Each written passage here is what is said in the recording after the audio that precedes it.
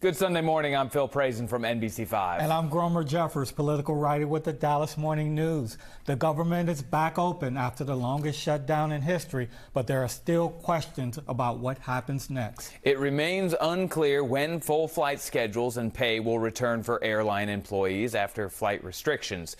Airline leaders say they are ready to resume normal operations once the FAA lifts restrictions. And Thursday, the U.S. Department of Agriculture told states to send SNAP recipients their full benefits.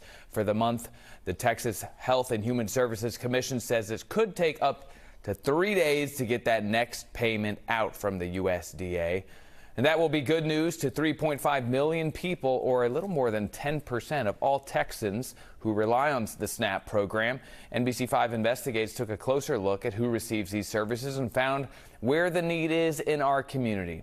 75126 is located in Kaufman County and includes Forney, has a significant number of SNAP benefits. 13,000 families receive benefits in the 76119 zip code, which is southeast Fort Worth. And topping the list, Dallas County, 31,000 SNAP recipients live in the 75216 and 217 zip codes. That's in south central and southeast Dallas County. We went there to speak with State Representative Venton Jones. The Dallas native has represented that area since 2023. Well, first and foremost, what makes me smile about serving this district is that it's home. And it's the district that I was born and raised in. The people are not just voters to me, they're family members. They're community leaders that I've grown up, admiring and looking up to. When I drive through these streets, it's not just, look at my district. It is these are the spaces that have created the story of my life. And how has the shutdown impacted your district? Well, I think first and foremost, when we look at the SNAP benefits, that's something that's impacted my district in a significant way. And when you look at the numbers, I have about 40,000 people who are accessing SNAP benefits, and out of 200,000 people, that's about 20% of my district who are accessing SNAP benefits at this time. So that issue is having a huge impact on residents right now. I think also traveling and being able to get through airports, that's a significant challenge. And what we're experiencing right now as we are in open enrollment for health care, many people struggling with the increased cost of their health care premiums right now. So what does that look like when the SNAP benefits for the month of November didn't go out in your district? Well, that's causing a huge issue, and it's places like this here at Cornerstone Baptist Church where they've historically had feedings for individuals who are in need of food on a daily basis. But what you're seeing right now are shortages in the availability of resources. People are having to make critical decisions about the money that they have in pocket, whether to feed family, get medication, or some of the critical things that they shouldn't have to be making decisions about right now. So in this is an emergency situation for a lot of families that they have to come to these churches, nonprofits. That can't go on forever, I imagine. Absolutely not, and it absolutely is an emergency right now because it's causing such a strain on available resources right now. And we had a number of issues that were going on prior to this shutdown, but trying to navigate a government shutdown while we're watching the President of the United States build a ballroom, or we're watching the governor call for the removal of crosswalks at the city's expenses. Those are additional compounded issues that we're seeing while residents are just trying to feed their families right now. You feel like people in this district are not being prioritized at the state or the federal government? Absolutely not, and they haven't been prioritized for a while. There's been a lot of talk about the Senate compromise as it relates to the shutdown. What are your thoughts on that? Well, I definitely understand that it's a tough position to be in, but I think that as an elected official, you have to remember why you are there. And health care and those health care premiums are one of the most important issues right now.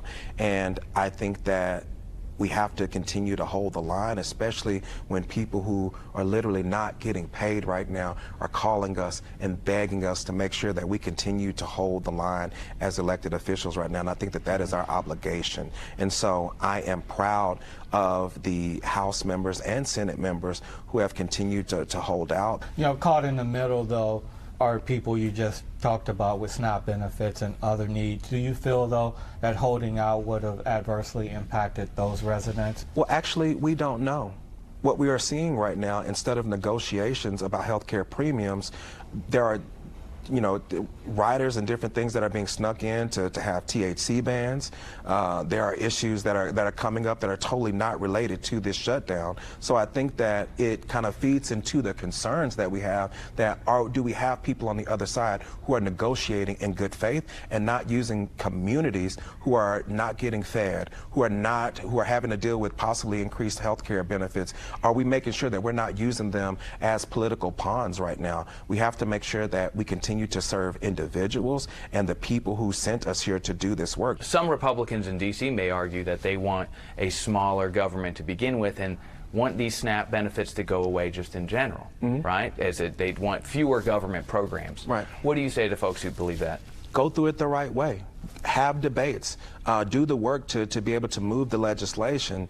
Don't continue to take these shortcuts that abruptly shuts down services for individuals. Even right now, half of the SNAP benefits have been restored to individuals. To some people, 2 individuals living in the house, that's $16 for 2 people.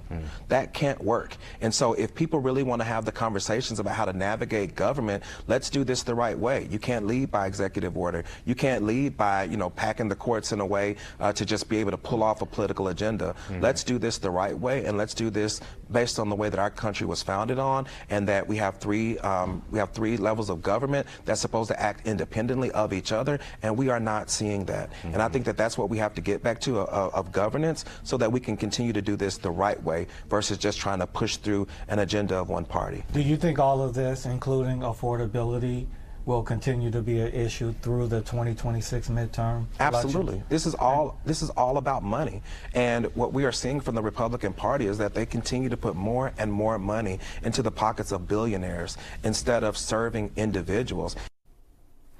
Down the street from our interview, we got a look at the Cornerstone Baptist Church kitchen. They feed 13,000 meals a month to homeless Texans. This day, they also distributed toys for the holidays, household goods, and everyday supplies that people need in southern Dallas County. We talked to church pastor Chris Simmons about the current situation and then what he thinks is causing the increase in need.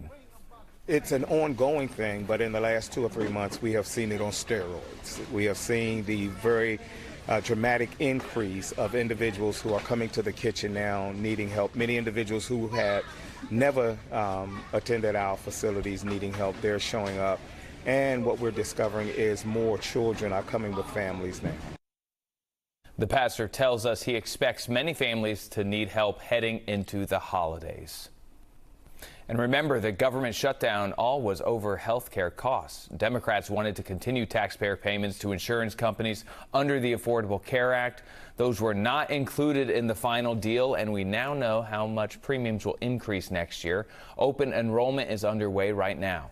So according to data from health policy organizations like KFF News, a benchmark plan for a 40-year-old Texan was $489 a month, Gromer, before tax credits were applied this year. In 2026, that number increases by 35% to $661 a month, one of the steepest hikes in the country. Texas has the most people with health insurance through Obamacare other than Florida.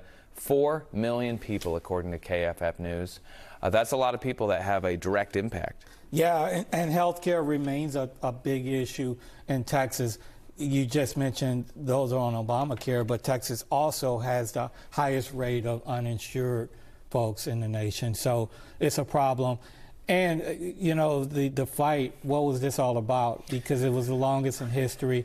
And what happens, you still didn't get a resolution on the health care premiums, and Democrats are now at the mercy of the Republican majority going forward. Republicans see this as a big win. They are trying to whittle down the size of government, and this year they've been, there's been bumps along the way, but they've been relatively successful. Yeah, and it shows you elections matter.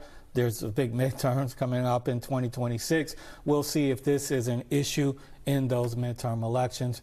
But certainly the folks in the middle were pawns, and they came out the losers, the big losers in this situation when you look at the numbers.